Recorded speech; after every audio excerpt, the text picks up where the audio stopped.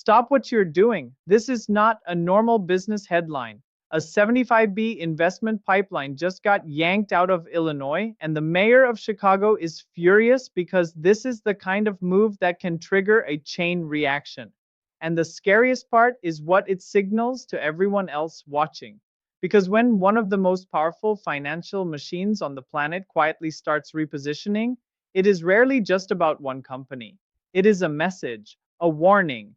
And if you live in Chicago, or you pay taxes in Illinois, or you care about where jobs and capital flow, you need to understand what just happened.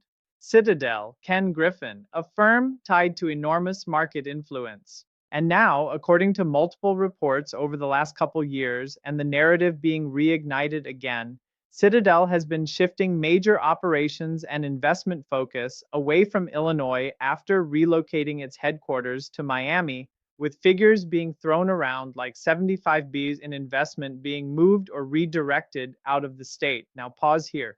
Think about what 75B represents. Not a single paycheck, not a single office lease. It is gravity. It is the ability to pull other money, other firms, other talent, other confidence into a city.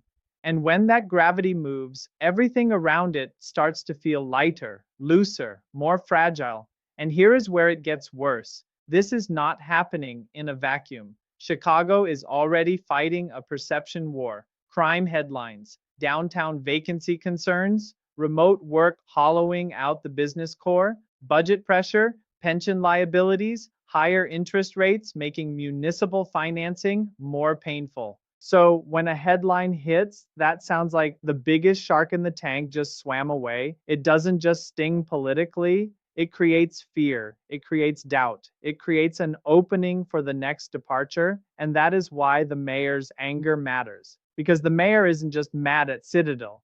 The mayor is staring at the next domino and trying to stop it from tipping. Now consider how this looks to a CEO sitting in a boardroom right now. You have options. You can expand in Illinois or you can expand somewhere else. And then you see a firm like Citadel not just complaining, but relocating and allegedly redirecting tens of billions in investment activity.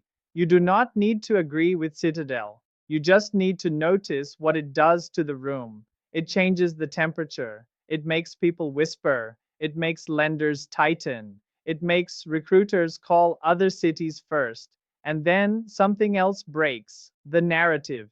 Because cities don't only run on taxes and buildings, they run on belief. Belief that this is where the future is going.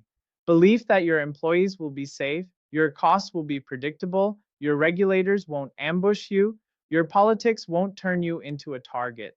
Lose that belief, and money starts acting like water. It finds cracks, it leaks, it disappears. Here's the part nobody expects. Even if you hate Citadel, even if you think, fine, let them go, the consequences don't care about your opinion. If a large capital engine leaves, the ripple isn't just a few executives in private jets. It can hit commercial real estate. It can hit high-end tax revenue. It can hit philanthropic donations. It can hit tech adjacency. It can hit the ecosystem of law firms, accounting firms, consultants, restaurants, vendors, and smaller funds that feed off the same financial oxygen. Let that sink in. One large firm's shift can create a slow motion revenue bleed that doesn't show up overnight. It shows up when budgets get tight, when services get cut, when taxes creep, when residents feel squeezed, when the next company says, we're considering leaving too.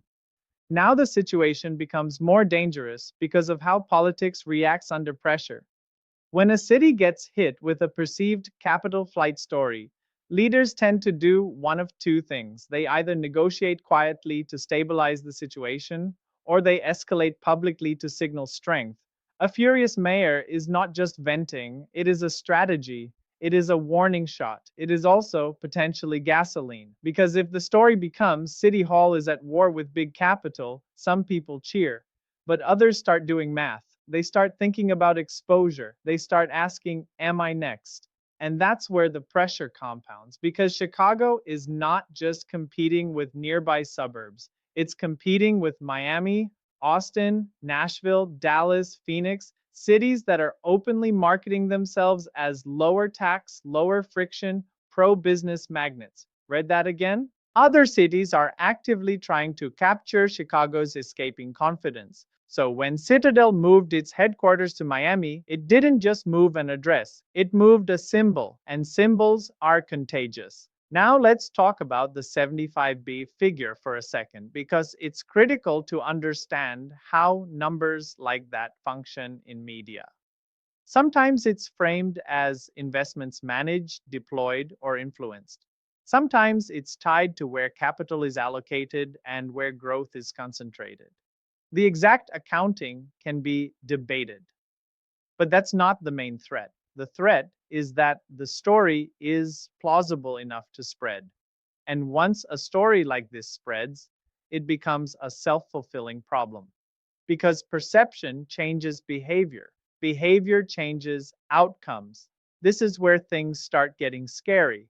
The mayor's fury signals that City Hall understands how fragile the moment is. Because if you're truly confident, you don't rage, you shrug and replace the loss. But if you know replacement is not guaranteed, you feel the squeeze, you fight harder, you take it personally. Now consider the timeline pressure. Chicago and Illinois have long-running fiscal obligations that don't pause when a company leaves. Pensions don't shrink because a hedge fund relocates. Debt service doesn't go away because a headline gets ugly.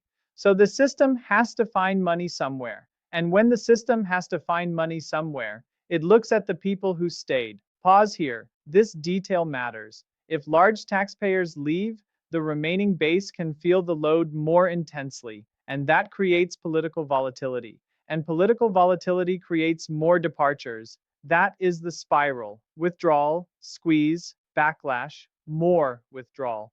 But the real problem is this: Citadel isn't just any company. It's a credibility anchor for the idea that Chicago is a global financial capital, not the only anchor, but a massive one. When an anchor lifts, boats drift. And now you have to ask the question most people are avoiding.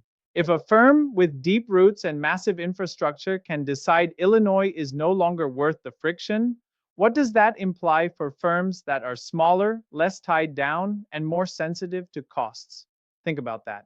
If Citadel can leave, who can't?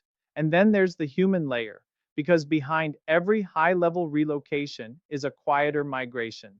Executives move, families move, kids move schools, spending moves, donations move, networks move, and the city loses invisible threads that hold communities together financially. This is why the mayor is furious, because once those threads snap, you don't just tie them back on with a speech. Now, does this mean Chicago is collapsing tomorrow? No. Chicago is massive. Chicago is resilient. Chicago has world-class assets, but that doesn't mean it's immune to capital psychology. And capital psychology is ruthless. It doesn't care about history, it cares about trajectory. Here is the uncomfortable reality. If the next 12 to 24 months bring more high profile exits, Chicago risks being labeled as a place capital leaves, not a place capital builds. And labels stick. They get repeated on earnings calls, in investor decks, in recruitment pitches. And once the label sticks, you start paying more to borrow, you start paying more to insure, you start paying more to keep talent. Everything costs more. That's the hidden tax, the confidence tax. So what happens next? Watch for three signals. First, whether other firms announce expansions elsewhere instead of in Illinois. Second, whether City Hall shifts from public anger to private concessions. Third, whether commercial real estate and employment numbers show a measurable drift. Because if those three signals stack, this stops being political theater and starts looking like structural withdrawal. And that's why you should care. Not because you love Citadel, not because you hate the mayor, but because when 75B worth of narrative and momentum turns away from a state, the fallout doesn't stay in boardrooms. It shows up in your rent, your taxes, your job market, your city services, your sense of stability. So the real question isn't who's right in the argument. The real question is how many people are watching this and quietly preparing their own exit. Because if that number grows, the next headline won't be about one firm, it'll be about the next wave. And by the time it's obvious, it's already too late to stop.